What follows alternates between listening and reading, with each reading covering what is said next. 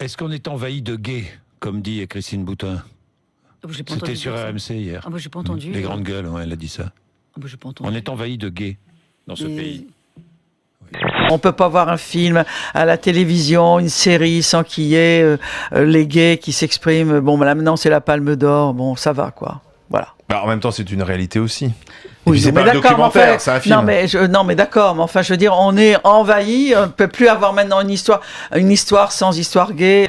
Demain, cette salle de l'hôtel de ville de Montpellier sera pleine à craquer pour célébrer le mariage de Vincent et Bruno, le premier mariage gay de France.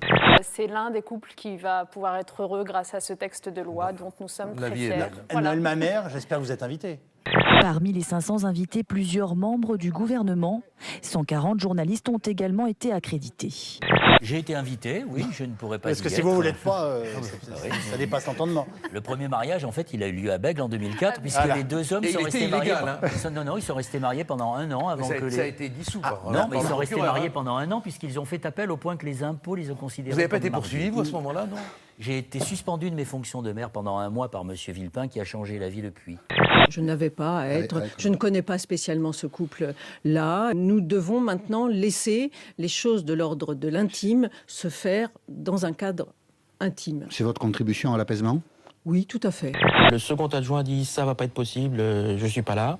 La troisième adjointe nous a dit mais vous comprenez, j'ai des obligations familiales.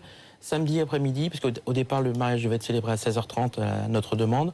Samedi après-midi, je peux pas, je dois emmener mon fils à l'école de cirque à Provins.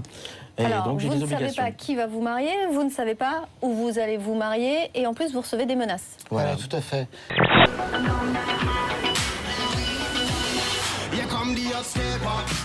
I'm the lyrical gangster. Big up the crew in the area.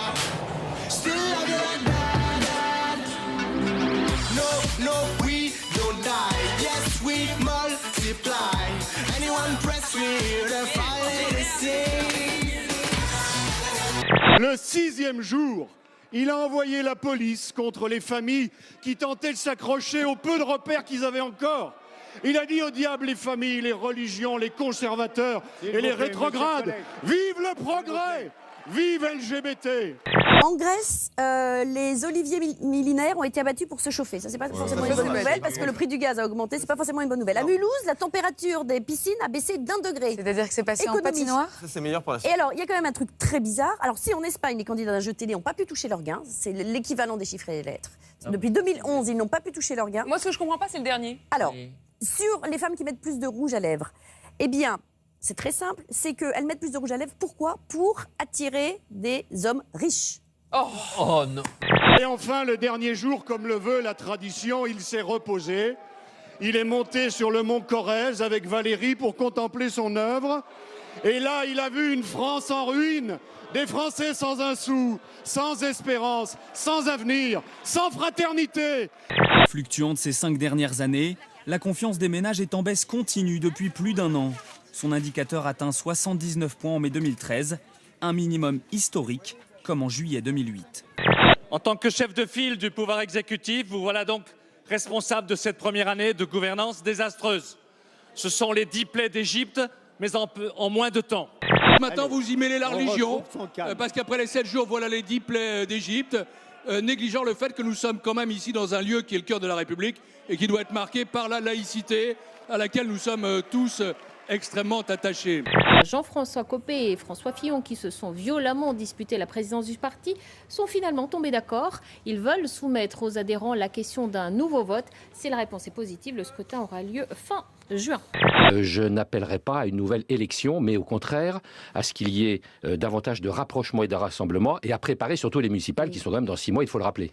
Nathalie Kosciusko-Morizet, est-ce que vous vous engagez ce soir à ne pas vous présenter à la présidentielle de 2017 si vous êtes maire de Paris? Je l'ai dit déjà, bien sûr je l'ai dit, maire de Paris, je ferai l'ensemble de mon mandat, je l'ai déjà dit.